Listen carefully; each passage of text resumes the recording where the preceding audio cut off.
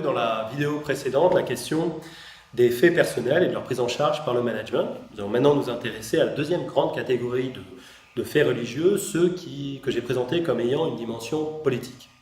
Alors ça correspond à quoi? Par exemple, dans une association médico-sociale de la Marne, un salarié salafiste refuse de travailler sous les ordres des femmes.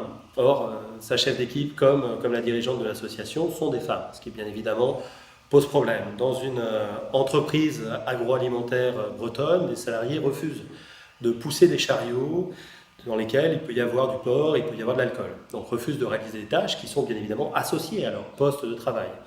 Dans une entreprise du maraîchage de la région nantaise, c'est directement un responsable religieux qui intervient dans l'entreprise pour essayer de convaincre le management de prendre en compte des périodes qui sont des périodes de jeûne pour un culte donné.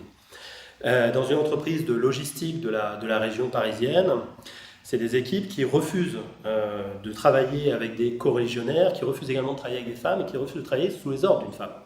On a vu un témoignage qui est passé sur plusieurs chaînes de télévision. On a vu par exemple un pilote d'Air France, une pilote d'Air France plus exactement, raconter que quand elle faisait le tour de l'avion, plusieurs personnes au sol, des équipes au sol, refusaient d'interagir avec elle parce qu'elle était une femme pour des raisons religieuses.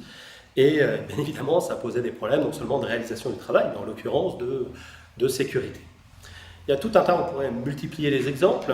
Ce que ces exemples ont en commun, c'est qu'ils correspondent à une volonté, pas simplement à une demande, mais à une volonté de transformer les relations au travail, de peser sur les règles de fonctionnement de l'organisation. Leur objectif, c'est d'imposer à l'entreprise une logique religieuse dans sa prise de décision, dans la manière dont fonctionne l'organisation, et pas de manière ponctuelle, mais bien de manière définitive. Donc ce sont des faits qui ont une dimension politique, au sens où ils visent à peser véritablement sur le fonctionnement organisationnel de l'entreprise, à peser sur des pratiques de gestion et à faire en sorte que les pratiques de gestion, les pratiques de management prennent en compte officiellement, en quelque sorte, des contraintes religieuses, des dogmes religieux, etc. Ça va être par exemple faire en sorte que la composition des équipes tienne systématiquement compte de la religion des personnes qui sont dans l'équipe. Faire en sorte que des équipes ne travaillent pas sous les ordres d'une femme, faire en sorte qu'il n'y ait pas de mixité de genre, mixité religieuse, encore une fois. Faire en sorte que l'entreprise propose dans sa cantine, pour le personnel, des menus qui ne soient pas des menus qui tiennent simplement compte d'interdits alimentaires, qui peuvent être religieux ou non d'ailleurs, mais qui officiellement mettent en place des menus confessionnels, des menus halal, des menus kasher, etc.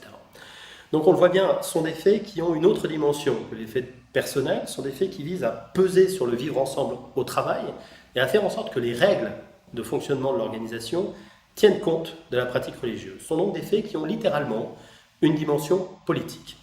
Par ailleurs, ces faits-là se manifestent la plupart du temps dans des situations de blocage, dans lesquelles, d'abord, on va retrouver un collectif. Ils sont très souvent portés par un collectif, pas par simplement une personne, mais par plusieurs. Parfois même, ils ont des relais institutionnels, c'est-à-dire des managers qui vont présenter ces faits, des managers ou éventuellement des responsables syndicaux qui vont appuyer ces revendications religieuses.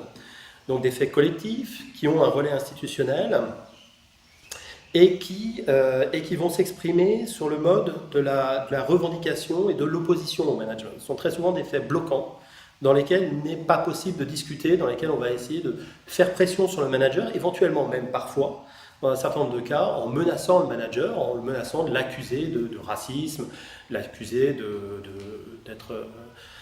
d'avoir une attitude hostile envers les religions, d'être islamophobe, d'être christianophobe, etc. Alors ces faits-là, comment peuvent-ils être pris en charge? Ce sont des faits qui ont encore une fois une dimension politique, par conséquent, ils doivent être pris en charge au niveau politique, au niveau politique de l'entreprise, bien évidemment.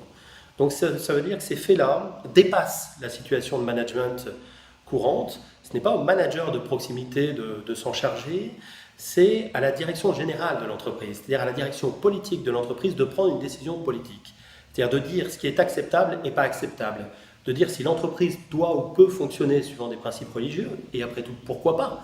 Il y a des entreprises qui sont des entreprises confessionnelles, et donc qui se réfèrent à des principes religieux. On peut penser à, par exemple, une librairie religieuse, on peut penser à une boucherie cachère, à une boucherie halal, dans laquelle il s'agit bien de se référer officiellement à des principes religieux.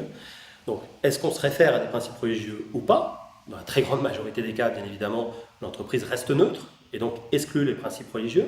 Ça, c'est déjà un premier point. Et puis dire ce qui peut être négocié et ce qui ne peut pas être négocié, ce qui peut être reconnu comme étant acceptable et ce qui n'est pas acceptable. Il est relativement frappant de voir que dans la pratique des entreprises, il est souvent jugé comme étant plus inacceptable de simplement porter un signe religieux, peut-être ostentatoire, plutôt que de refuser de travailler avec une femme.